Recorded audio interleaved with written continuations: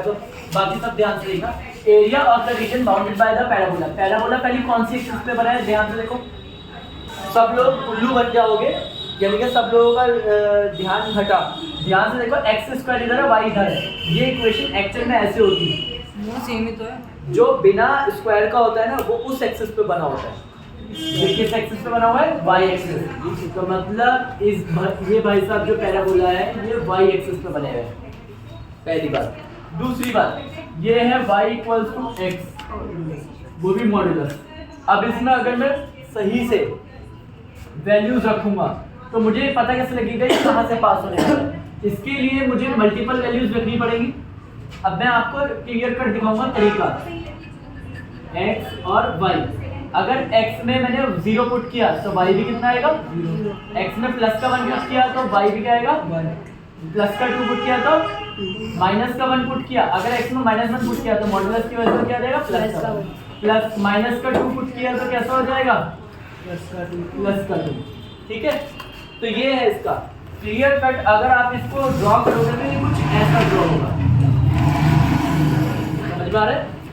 सारे पॉइंट्स लगा के देखना, 0 0 पे, 1 1 पे, 2 2 पे, और ऐसे ही माइनस क्या होता है, प्लस का 1 माइनस का 1 पे और प्लस का 2। भाई पहले पैराबोला बनाना है, पहले पैराबोला बनाया, उसके बाद लाइन की इक्वेशन देखा हमने क्या बना। हमने हमारा जो बना है, अब हमें ये पता लगाना है कि ये कौन से पॉइंट तक गया है।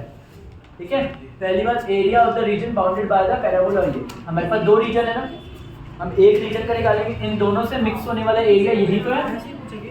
बस स्टार्ट कहाँ से हो रहा है, 0 से, और जा कहाँ पे रहा है ये नहीं पता मुझे।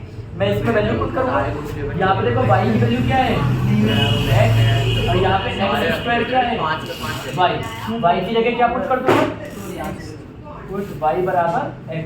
जैसे ही पुट किया, प्लस का इधर गया तो क्या आ गया कॉमन, क्या बचा, x की वैल्यू आ गई 0, x की वैल्यू आ गई माइनस का 1 उधर गया तो प्लस का 1। ये 0 0 पे टच कर रहा है, यानी कि ये लाइन, ये जो लाइन है और ये जो पैराबोला है, ये 2 जगह टच कर रहा है, एक 0 पे और एक 1 पे। 0 पे तो टच कर ही रहा है, और ये कहाँ पे टच कर रहा है, 1 पे।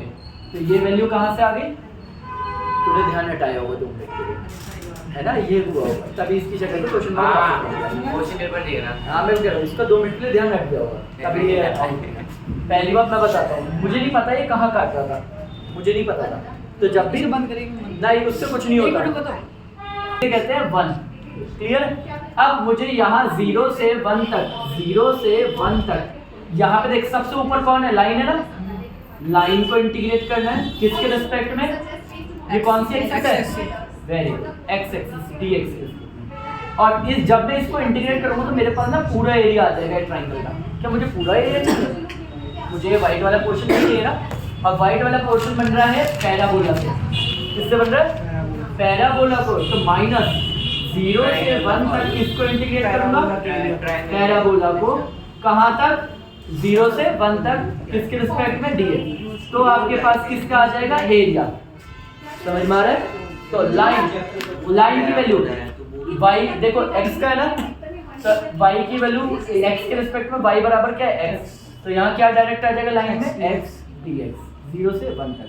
अब इधर पैराबोला में भी तो x की वैल्यू आनी चाहिए, पैराबोला में x की वैल्यू क्या है, y बराबर x स्क्वायर है ना, क्या आ जाएगा यहाँ पे, x स्क्वायर dx।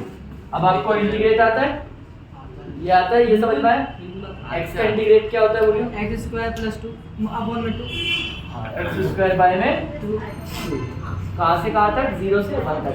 बोला x स्क्वायर का इंटीग्रेशन, x क्या बने वो, x स्क्वायर, x की पावर 3 जो डाट खा रहा है, डाट खा रहा है, आप क्या करें, x की पावर 3 अपॉन में 3, x की पावर 3 अपॉन में 3 अपॉन में 3। सबको कितना झूठ दिखा है, सबको सच भी तो पता होना चाहिए कि कैसे कैसे लोग बैठे होते हैं यहाँ। हर बार ऑनलाइन में ऐसे 50 की ऑडियंस है आपकी, 50 नहीं है, लाखों की भी ऑडियंस देखे, सबको पता होना चाहिए असली में बैठे कैसे भी लोग होते हैं। और ये बंद करो, अब बंद कर, कुछ भी